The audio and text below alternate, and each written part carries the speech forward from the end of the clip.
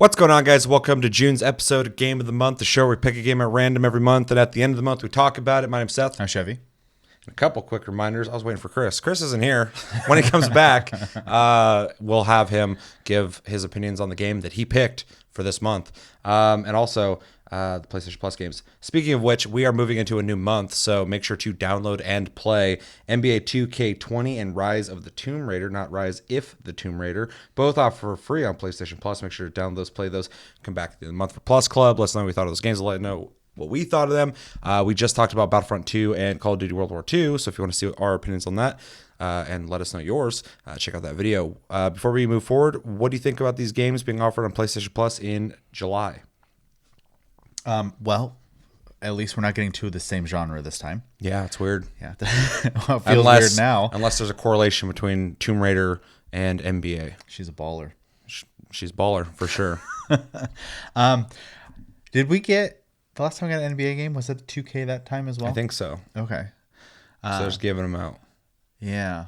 I think that's Sony's. No, is that Sony's?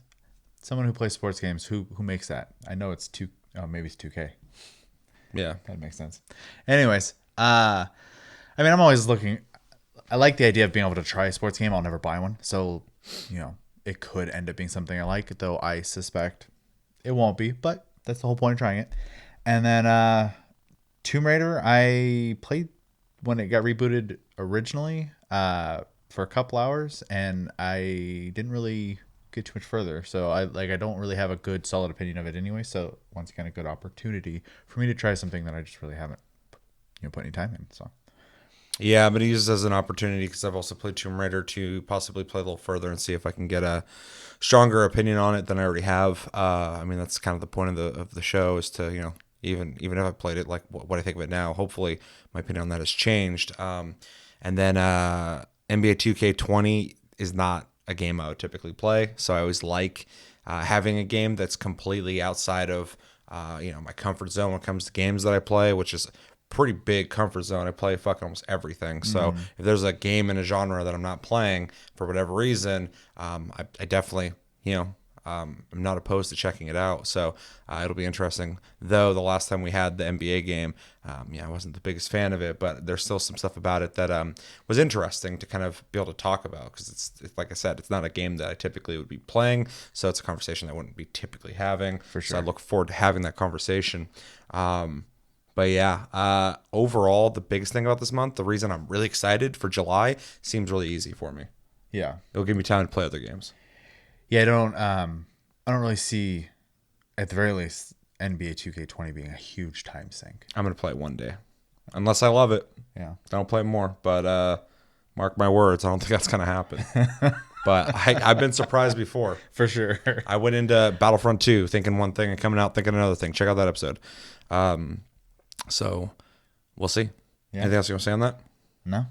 All right. We have a Discord link down below. You can talk to us anytime, all the time. And we're on iTunes, Spotify, and other podcast platforms if you prefer to listen to us. And we have a Patreon link down below. You can support the channel even further than commenting, liking, sharing, and watching the video, which we appreciate. All of that. Thank you.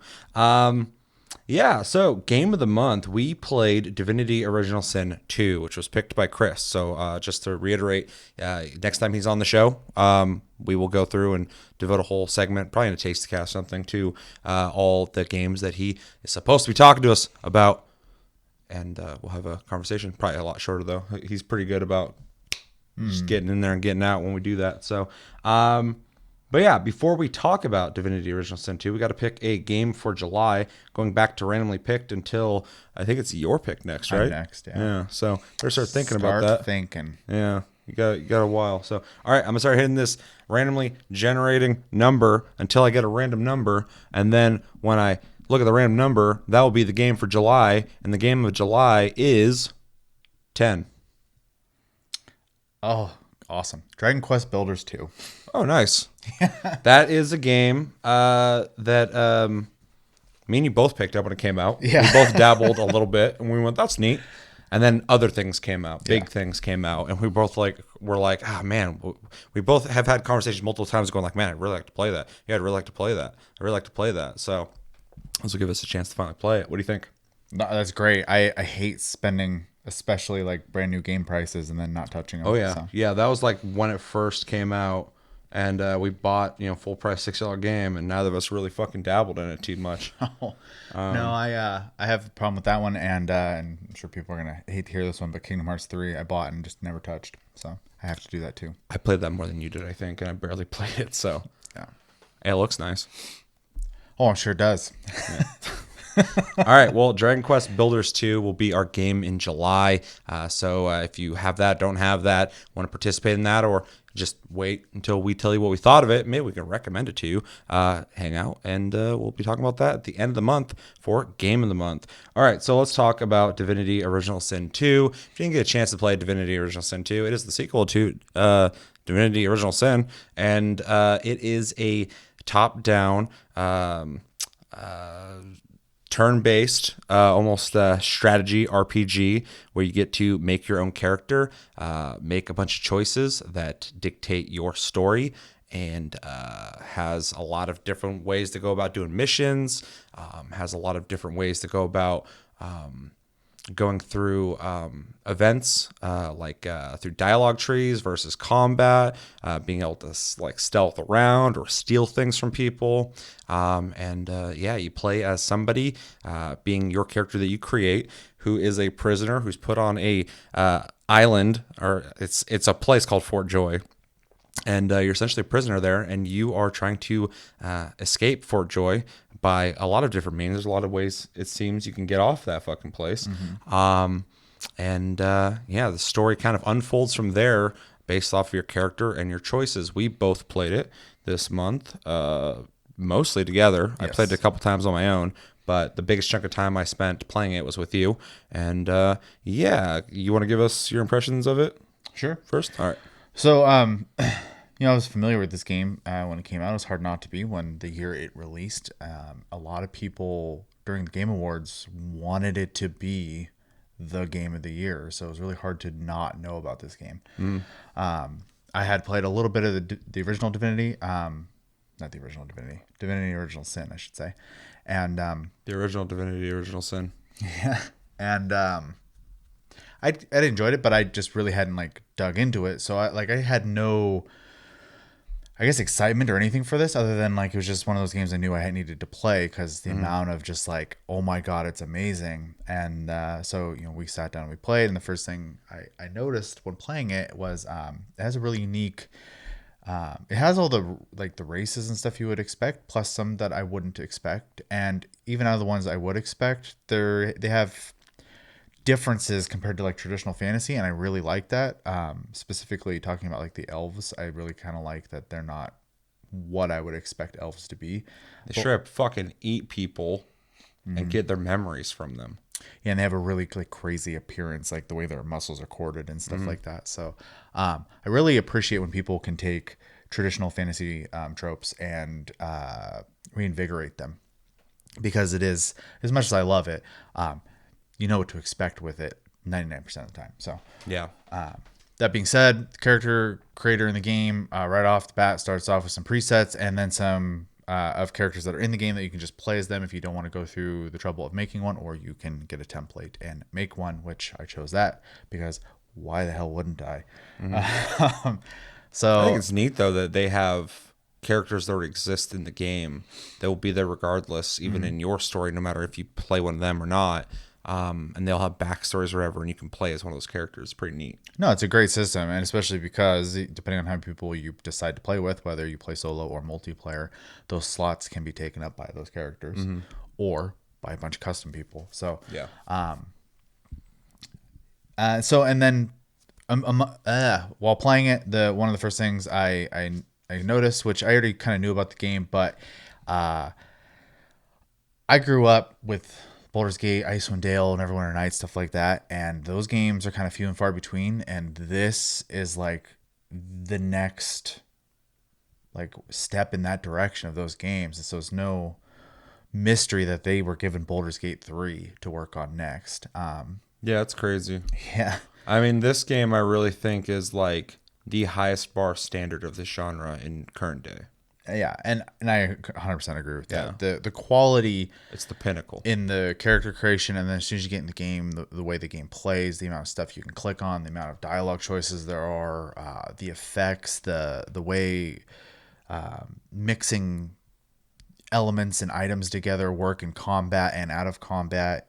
There's just so much here that I can understand the amount of people who are just like, holy crap, this game deserves Game of the Year. And we haven't even, not to speak for you, obviously, but like we haven't even beaten it. So like, Yeah, when we played, we got to chapter 2. yeah, So, we're in the second part of, I believe, 3 chapters. So, yeah. And I think you were saying before, the first part of the game is 25% of it. The second part's 50%. And the last part's 20%. that's what people online say. Yeah. Yeah. So we did knock out a huge chunk of the game in one sitting.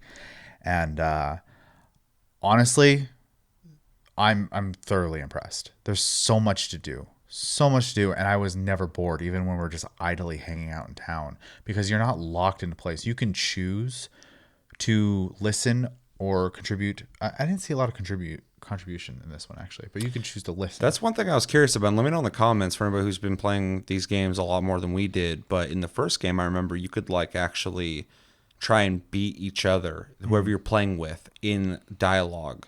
You could do like a rock, paper, scissors system and decide who gets to pick what happens in the dialogue, essentially. So you could almost get into an argument. In this, I didn't see that. Yeah. Yeah, and I remember that from the first game too. So I was kind of curious because every time you clicked, it was just an ear icon, and you could just listen and watch the conversation. Yeah. Or if you don't care, you can wander around and like take care of stuff while people are talking to NPCs. Yeah, you can really kind of play your own character and their story while playing with somebody. Yeah, and if you choose to re-engage that NPC, and you didn't listen, you'll get that dialogue all over again for you. So, really smart system. I have to give them a lot of credit for that. Which I do like, that you can go and talk to the same person I talked to and get that for yourself, because that was one thing in the first game. If I talked to somebody, that dialogue was happening, progressing. And I feel like for story stuff, it probably still does that as well in this. But I remember I almost felt like I had to be on top of somebody when I was playing with them in the first game, because I didn't want them to be getting all this juicy info and details and dialogue Right. while I'm like not next to them. For sure, for sure. And that was a concern of mine even going to this, because I tend to kind of lag behind when I play co-op games with people for some reason. I'm not like with them the whole time unless it's like combat, and then I'm usually really close to them. But and I would turn and I see you talking to an NPC. It's like, oh man, because I thought I'd have to be listening, and then I realized later by clicking on them, I could just get the dialogue too. It's like, oh, cool, I'm not missing out. So that's a really good insight that they had when they decided to do that. What else can I say? I mean, like, the music is good while you're playing the game. The voice acting is good while playing the game. Like, I honestly, any complaint I have with this game, just at all, was things that I was screwing up. So it's not even the game's fault. I was just like misclicking or like not paying attention to the battlefield and stuff like that. It's got a learning curve. It's not like super gnarly, but there's a couple things you got to like learn, because my third character I started this month, I like some of the fights we had, not necessarily trouble with, but like we had to be like extra tactical with. I was just steamrolling with by the third character. So the learning curve definitely was a factor in a lot of the early, I guess maybe tactics of our fights, because we weren't quite aware of how things worked fully, or like I made a mistake a couple times of lighting shit on fire I wasn't thinking about, and then it would blow something up and do some shit. And that obviously was a speed bump in combat. But yeah, on my third time around, just having that knowledge of how the game works, fights went so much fucking smoother. For sure. And I actually kind of like that though, because it definitely harkens back to old RPG days. Definitely. And speaking of harkening back to old RPG games, game does not hold your hand in combat. Yeah. They will destroy you if you're not on your shit. It's so nice to play a game where I have to quick save, because I'm worried I might fuck up and die or something. Yeah. So often. I mean, one memory that really kind of comes to mind is we were doing just fine, and then the first time we fought those 3 frogs in that cave, it started off even like we were doing fine, and then as they kind of got the ball rolling, we were just playing stay alive, and we weren't even fighting anymore. I was like, oh my god, this is so, what happened? Like, So Yeah, and combat can kind of do that. Sometimes it comes out like, you start off really good and it gets bad, or like you start off kind of shitty, but you still just happen to make it or whatever. So that's one thing I really enjoy about the combat is it's strategic, but also it's not easy. mm-hmm. Like you really got to learn your opponents and seeing what they're capable of and trying to take advantage of that and using what you have, but also what your team has together. When we played, I played like a stealthy dwarf dude who could sneak around, be invisible, which is so fucking nice. And backstab people, teleport behind them, and stab them and shit. You were playing a cleric, right? Yeah, somewhere between like a cleric and a paladin style character. Yeah. Mason shield, holy magic, mostly devoted to like being able to heal, and then just take damage. That was kind of my big thing. I wanted to be a meat shield essentially, though I didn't see a taunt, so I might not have had it. Yeah, you might not have had it. Yeah. I'm pretty sure there's something in there like that, but I don't know. Yeah, but I was worried when we first started playing because I didn't have enough tools in my kit to feel effective. But by the time we had hit the end of our play session, I felt like my character was really functionable at that point. Yeah, most characters I was, my character or any characters that I was responsible for started to really kind of feel like they were starting to get,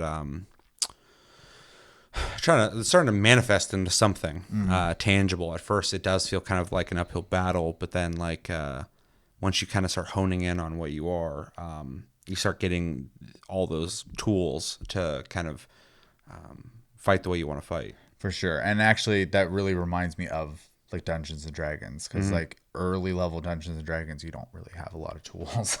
Yeah. I specifically remember back, playing, Advanced Dungeons and Dragons second ed, like trying to play a wizard or mage. I don't remember what they called it then. Having like 4 hit points and like a spell. Like I was just like, this kind of sucks. So, Yeah, this game does start you out very simple. yeah. And then, as you get in there and you start expanding your kit and kind of learning how to play it. The only person I really even had any trouble with was had an archer character, and they were okay, but like I don't feel like their starting kit really like had a lot to offer. But it was starting to come together even too as well as we were going along as well. So the game's really good about that. And you never feel like you're making bad choices because everything seems to like have a good use. So yeah, I mean, other than that, all I could really say is like I had a great time with it. I would like to play it more. It is one of those games though that is a long sit. Yeah. So you have to, if you're playing with people, you kind of have to plan it out. Unless you don't work, then obviously you have the advantage there. But yeah, I could play this by myself, but I don't think I'd enjoy it as much. So Yeah, I have 2 characters I was playing on my own, and I still really enjoyed it a lot, but I did have most fun playing with you. I enjoyed controlling 2 characters and letting you control 2 characters. That is a lot more fun. I don't mind controlling all 4 characters because I like tactical games anyway, so I'm down to control all 4 of them, but there was a more, it's some of the shit you get into in that game is just more fun with people. Like, whoa, that's fucking crazy, or oh shit, this isn't good, like we got to work together, blah, blah, blah. And then like it's nice having another brain involved thinking about tactics and stuff, like, oh, maybe try this, oh, I didn't think of that, blah, blah, blah. And that is such a huge factor of, I mean, like I said, it's fun playing by yourself, but just having more minds involved with it, I really feel like the game was really made for that. So I agree. Am I jumping into my impressions? yeah, go ahead. Let's see. So if I had 2 words to kind of throw out there for my overall thoughts on this game, it's that this game is intricate and meticulous in every fucking way. It is such a detailed game. And not to take away from everything else about the game, it's a beautiful game. I think the graphics are fantastic. I think the music's fantastic. I think the character models are great. I think the voice acting's good. I think the dialogue trees are good. But when you start looking at like the fucking design of the game, it is fucking meticulously made to the point where I don't know if any other company right now would put this much effort into a game, but Larian Studios did it. And now they got another game coming up that I'm really excited for. Just because they made this game, I'm like, these dudes will fucking put the work in to make a deep ass game that really continues this genre in the direction it deserves. Some people have kind of gone back and made games like this, but they just kind of make like, you know, Baldur's Gate fucking clones essentially. They follow all the things you need, but this game has its own identity. It really does its own thing, but it also so respects the fucking genre. Where it comes from. It does not try and deny where it comes from, but it definitely is trying to lead it somewhere exciting and different for anyone who did play those old games. You come to this, you feel at home, but you're also excited because you're like, oh shit, they're doing different shit here. This is pretty cool. The original Sin had some pretty cool systems in it. Namely, the two things I remembered most about it was environmental stuff. To use in combat, which was really exciting and cool. I remember they were being like, oh, you can put ice on the ground and have fire here and blah, blah, blah. And that was really exciting. But then also like the dialogue stuff, which was really neat, specifically in co-op. And this carries on that. It does all of that on a deeper level, which is really cool. So it's nice that there's something so specific about the game. There's other things the game does as well, but those are some things they really kind of like put a lot of work into, and they really kind of enhanced that in the second game. But going back to the whole intricate thing, the dialogue paths you can take based on your character, what you picked, who you're talking to, is really impressive. Each character I've played so far, I've went about talking to people differently each time in really fun and exciting ways. And that's just, it's just awesome. I never feel like I'm wasting time talking to any character in that game. Every NPC everywhere has stuff to say and things to possibly gain out of it, possibly, which is fucking awesome. Also, the map is so fucking meticulously designed. Every little thing on this fucking map you can like pick up, steal, interact with. There's little nooks and crannies to every part of the map. There's secret areas you can go to. If you have certain skills, you can run into secret shit. Like my guy kept running into like stuff he could dig up way more often than my other two characters I made, but also you weren't running into stuff as often. So as soon as I found a shovel, I was like, oh, there's something here, and I just dig it up or whatever. And it's kind of cool because it gave me an element of surprise at all times. There's even an area you can get to in the first chapter. I'm sure a lot of you know what I'm talking about, but I'm not going to spoil it in case somebody's playing and they don't know it happens here. But there's a place you can go to that does have a way you can get in there with only certain types of characters. Mm-hmm. And then also, if you're able to find the way in there through other means, you can dig your way in there. And that was just really neat that there's so many different routes to do things. This game's all about choice, but also all about your adventure. And it just really does it well. So I really appreciate that. It just seems so... the people who made this game love the genre. They love their game, and they want to make the best game in the genre they can. And I'd argue they have done that.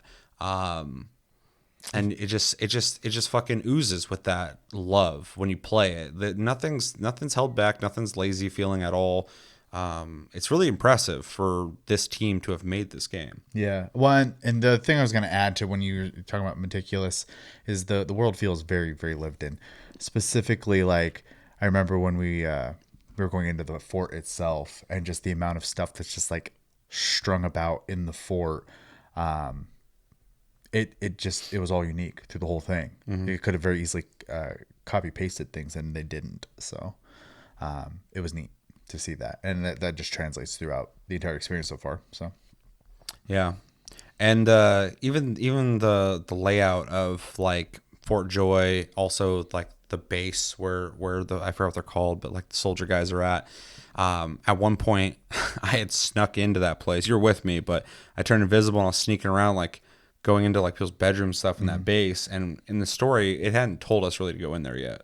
We just went in there and I was like sneaking around, grabbing stuff, stealing stuff. I pulled a painting off of a wall. There's a fucking hole in the wall. I was able to go out and find a fucking a treasure chest. And then later in the game, it's like, oh, go over here. And I was able to like go up to this door that was on the outside of the bedroom that I'd originally snuck into. I was like, oh, I know this area. Yeah. Or like we were sneaking around here earlier. Just dicking around. Yeah. And I dropped a ladder down for a team and We got into a weird fight there. I think that's actually the footage that you're seeing here. And yeah, and it's just funny too because like you get to Fort Joy and you're just like, we gotta get out of here, and so you're trying to do that, and there's all these different people you're talking to. Someone like, oh, I know a way to get you out of here. You gotta help me though. And then someone else is like, hey, if you help me, I'll show you the way out. Blah blah blah blah. And there's all these different routes, and we're doing all of that, but then eventually, we just kind of like stormed the base, and We just kind of said fuck it. Let's see how much combat we can accomplish. Yeah. because we were like doing all the quests and stuff, but then we got into combat, and at that point, I felt like emboldened. I was like, wait, we just dropped like 8 of these fucking soldiers, guys. Like, why don't we just fucking kill them all? Fuck this.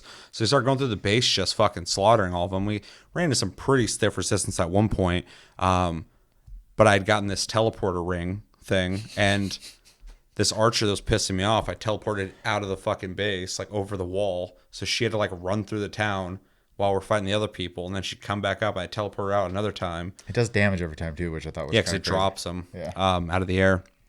And I started just using that ring in combat, or was it gloves? It's gloves, yeah. Teleport gloves.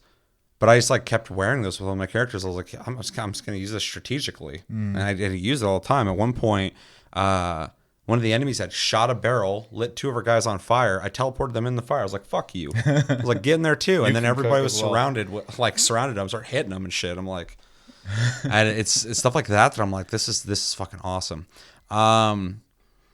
Yeah, so I already kind of talked about most things quickly, but I like the character creation. I like that it has, racial, what's it called? Traits, yeah. Thank you. So you get to, start whatever race you want to play as and kind of think strategically on what they have to offer towards your build. And after that, you have like presets of classes, but then you get to edit them after you pick them, which I think is really neat as well. So the game really, and I feel like it does it better than the first game, it really kind of sets you up for like, you want to play just like, you don't have to make your own character. You just play like one of our character storylines, kind of play through as them, or you can make your own character. You can pick one of our classes, just jump in and fucking play, or you can pick one of the classes and then build your own class off of it. Has a really, really cool system. You don't level super fast in the game, but when you do level, it's like an event. You're like, oh, I'm better now. Next level, oh, I'm better. It's like some games you level a lot, and you're slowly building towards something. And this is like every level, your characters become someone new now. Like you're that much closer to being like much better at something. Definitely feels more like pen and paper in that regard. Exactly. Like levels actually matter. Yeah, and so when I'm playing like a lot of games when I play or when I play games that has like a lot of leveling, I'm just trying to like if I'm playing an ARPG, I'm just trying to burn through those levels to fucking get more and more powerful so I can just destroy people and get loot faster. And in this, I'm not really even thinking about the leveling. Like, it's exciting when it happens. I'm like, fuck yeah. But, like, it's more about, like, the choices in the combat and the gear I'm finding and the gear I'm buying and how I'm micromanaging all these things like my gold and what I'm selling and the food I have and potions and stuff like that. So when leveling happens, it's like everybody's got like I was like, all right, stop. Let's fucking let's figure this out. We make our characters the best we can for our party or whatever. I do like also that the random NPCs in the game. Some of them will join your party, which is pretty cool. I also like too that it seems at the end of the dialogue tree to get them to join you, they're like, oh, I'm a mage, but I'm also pretty proficient with a sword. I'm also okay at sneaking or whatever, and so you can just let them be what they're originally built to be. But if you need somebody who's not that, maybe you already have like 2 mages, you're like, I actually kind of need someone with a fucking sword, and they're able to do that. So there's this ability, almost like character creator without being in a character creator, to kind of mold them in a direction that might be beneficial to your party. And I think that kind of freedom is good, but also it's a neat way to do it. I like that the characters feel well-rounded. They're like, oh, I'm a mage, but I also am kind of sneaky too. So it makes them feel kind of like your character. Your main characters in all fantasy games, you're like the fucking end-all be-all best thing ever, and this, it feels like you're just one of these people. You're a sorcerer. Yeah, because when you start out, you're on the ship with all these people too, and it's just kind of neat that you show up here and they're all trying to do what you're doing, but they'll have their own stories they're trying to go towards too, which I also think is really neat. Yeah, I mean, I'm impressed with the voice acting and the dialogue. Like I said before, everyone you talk to has a lot of character or emotions. They're done really well. I noticed the same thing in Baldur's Gate 3. I'm not trying to bring that game up too much, but I'm really excited for it. Like, Yeah. I was already excited for it at first, but then, playing this more, I'm like, fuck, dude, like that game's gonna be sick. So it really looks like an evolution of this game, honestly. Combat's fun, man. I fucking love the combat in this. I like strategy. I like tactics, stuff like that. And this game really allows you to get creative in the way you fight people. Every fight is an event. They're not, I mean, they can be quick sometimes, but a lot of times you get into a fight and it's like, okay, we're doing this for the next like 5-10 minutes. And like, so you strategize, work together, use your environment, teleport people off fucking castle walls just to buy yourself some time. Utilize things around you, like things on fire. We did that arena, which was pretty neat. There's a caster that pissed me the fuck off. We barely beat him. Yeah, and that was a hard fight. Yeah. The other thing, that hasn't been mentioned yet either is it has a really interesting system about like armor types, because there's physical armor and magical armor. Oh yeah. And some people you fight will have like no physical armor and they'll have a ton of magical armor, and you go, okay, well, my mage is.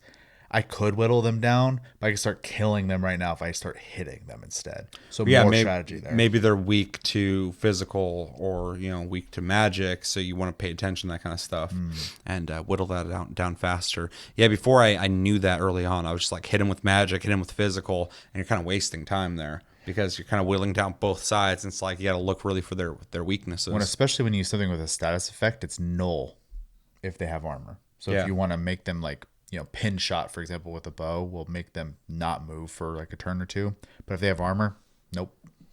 Yeah, you're just like trying to break down their resistance essentially. Yeah. So yeah, it's a neat system. I just remember when I first started playing, I was like I just thinking in retrospect, I was like, fuck, what was I doing? Like, yeah, once you yeah, exactly. Yeah. Yeah, I forgot about that. Yeah, I don't know, man. Like, everything about this game is just fucking awesome. Yeah. Like, it's just a quality-ass game. It's made really well. It offers everything you want from this genre. They did it really fucking well.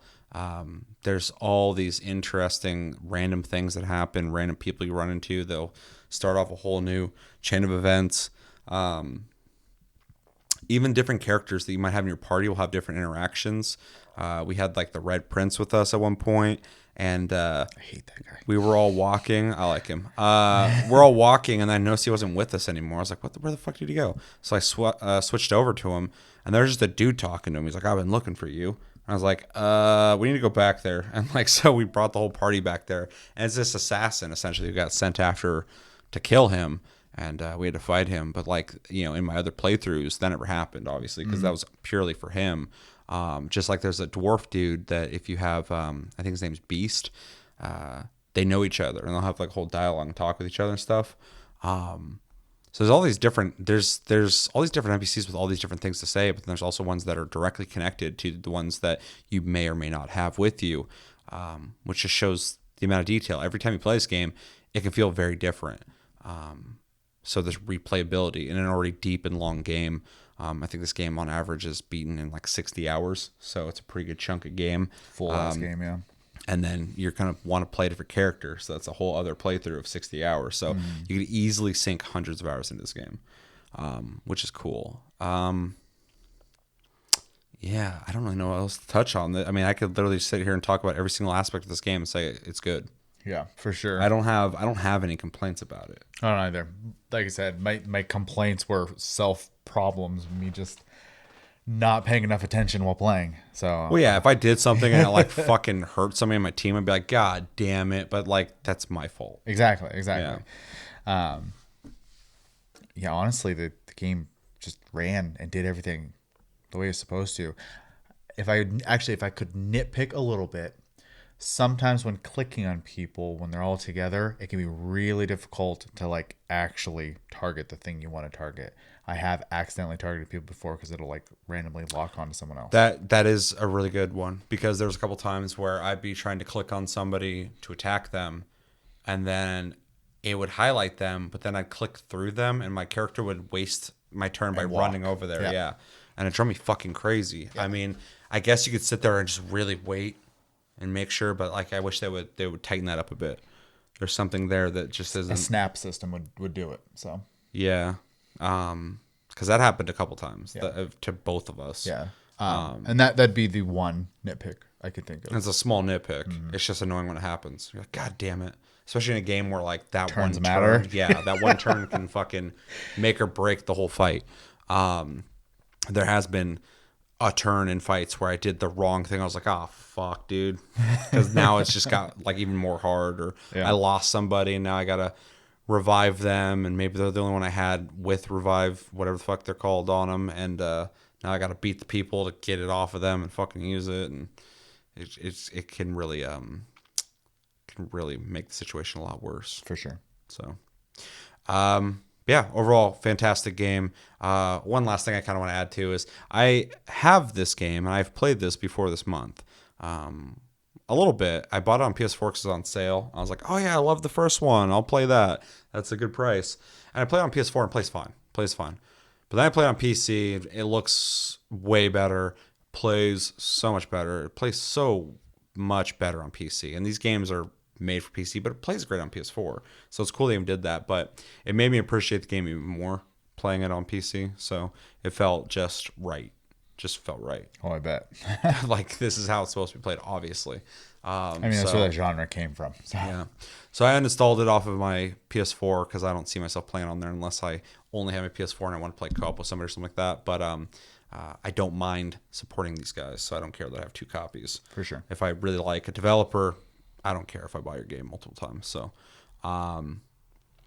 yeah, definitely a great game on PC, but it's on fucking everything except for Switch, I think. Is it on Switch?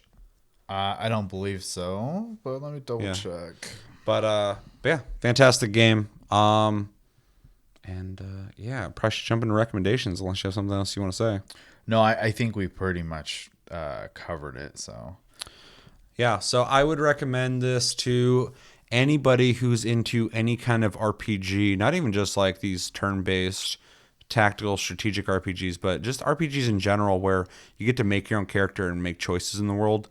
Even if you went back and played like Morrowind, Oblivion, Skyrim, any game like that where you like to make your character and kind of craft your own fucking story by your decisions. This game offers that really well. If you want to be a thief, you can steal from people. If you want to be just like a brute force, like berserker type character, you can do that. If you want to be like a suave, charming character who can talk his way through anything, you can do that. And so it really allows you a lot of freedom to have your own adventure, a different adventure than somebody else would have had, which is something I really value when it comes to this kind of game. But also, if you're somebody who was a fan of the older, Baldur's Gate type games or any games within that genre, and you've you've probably already played this, but if you've been looking for something like that, Larian Studios has kind of taken up that the charge for that and has done it amazingly. So, like we said earlier, it's kind of the pinnacle, in my opinion, of what this genre should be doing in modern times. It's great. So, if you are a fan of any of those games, this is a must play, in my opinion. If you like fantasy games, I would definitely check this out. If you like cooperative games, I would check this game out. If you like tactical or strategic games, not even just RPGs, just in general, I would check this game out.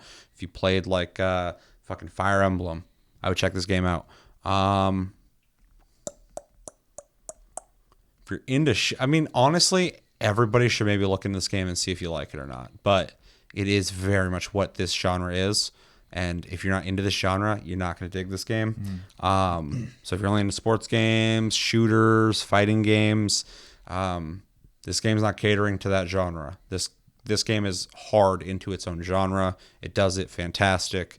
But there's so much to this game. Like, if you just don't want to spend the time on deeper, more methodical gameplay or character building, and you just want to play something, maybe you're coming home from work, you just have like a 30 minutes to an hour to play a game, you just want to chill out or whatever, this game is not going to be for you. I'm not trying to sway people away from it, but there is a demographic of people I can see not playing this game, which sucks because it's such a fucking high quality game that I would love to recommend to everybody, but it is not ashamed of the genre it is part of. And so I can't recommend to everybody, but I would definitely say, yeah, like just see if you like it or not.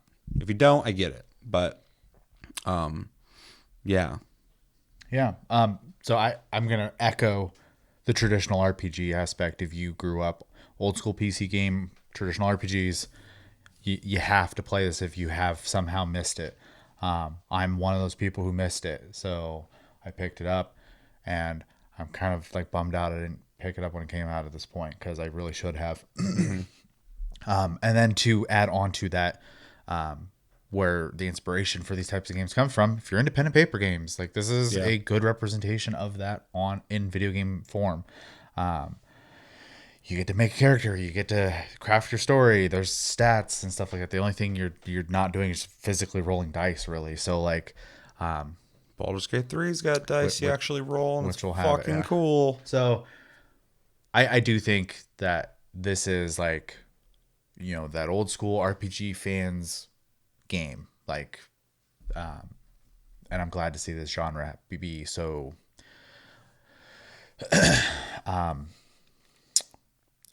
cared for by the company who made it. I can't remember the name for some reason. Larian Studios, yeah.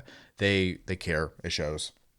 So I really appreciate that. Even when that dude's sitting around playing Baldur's Gate 3, dude, he's playing without God mode on. He's getting killed in his own game. He's going, shit. Like when he gets killed or when he does well, he's like, oh, that was good. Like blah, blah. He's like excited about it. These guys fucking love this genre. They love the games they're making. And it just, you it shows. can tell. Yeah, for sure. So those are really the only things I can say that, well, you did say or didn't, you know, in that regard. Everything else you said, I agree with. So. Yeah, the pen and paper one's good though because it's hard to get a pen and paper experience in a game. A lot of games are influenced by pen and paper for sure, but they don't give you the choice in story the same as pen and paper does. And you can't get that full experience, but some people get really they do a really good job at trying to replicate it, and this game definitely does that. Shadowrun was another good one that did that recently when they rebooted that. Oh, the top-down one. I thought you were talking about the one that's Xbox. In this genre. Yeah, I thought you were talking about the Xbox 360 shooter. I was like, no, it didn't. No. The one that has the Hong character Kong models look add-on. the part, but yeah. I forgot about that game because it bugged out when I got it originally, and I just never played it again. I think that was a small team. Yeah. I should probably go back and play that, but then playing this, I'm like, whew, my standards are a little high now. Well, and you got a Cyberpunk game coming out now, so yeah, which I'm also very excited for, and then also Baldur's Gate 3. It's a great time. Oh yeah, to be a pen and paper fan, or just a RPG fan in general.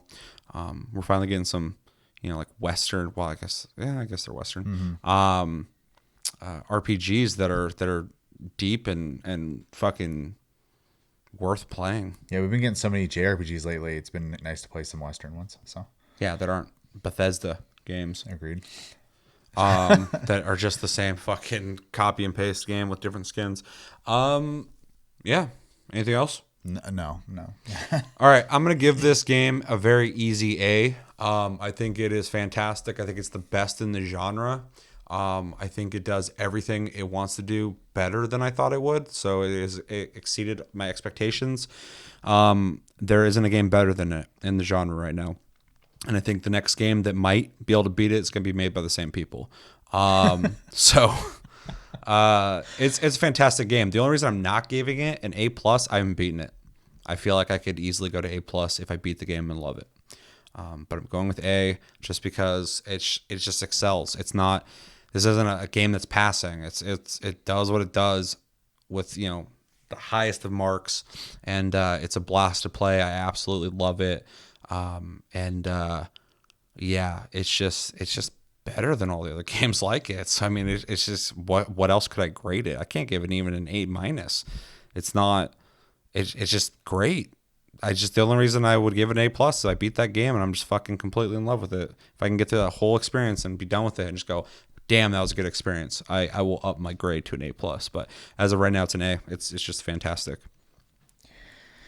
I mean, I pretty much have to echo you. I think it's a complete A experience. The only thing I think that could lower it would be if, like, by the time you beat it, like, I just don't care about the story enough. I do think that can lower it a little bit because... Or maybe the choices taper off later in the game. Maybe Fort Joy is just really intricately built, but maybe like towards the end of the game, maybe it gets a little more linear and narrow. Yeah, I mean, there's still plenty of game to like still go through, and realistically, the part of the game we've done, I don't really know what's going on too much in the story, so that's not necessarily a good thing. Getting out of Fort Joy. Yeah, exactly. So hopefully there's some depth to story. I think with that, and if the experience stays as exciting all the way through the end, has a great story, it is an A plus game. But I'm not there. I can't do that. It's an A because it is just fun, especially with people. I wish we could set up a day to have 4 people play it because I think it would just be complete blast to do that. So that's one thing too. This game is already fantastic in every way, but it's also a 4-player co-op, and you don't lose anything. It just enhances the experience. Yeah, and you get to have stories with your friends at that point. So yeah, like within the genre, it's like a perfect game.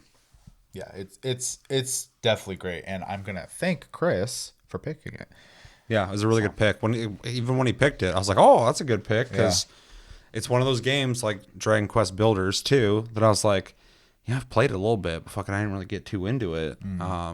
So this will give me a reason to, get pushed into playing it. And then when I did play, I was like, "Oh fuck, this game is awesome!" Like, it's just one of those games I just wasn't playing for whatever reason and got forced to do it. So this is a really good pick on his part, unexpected.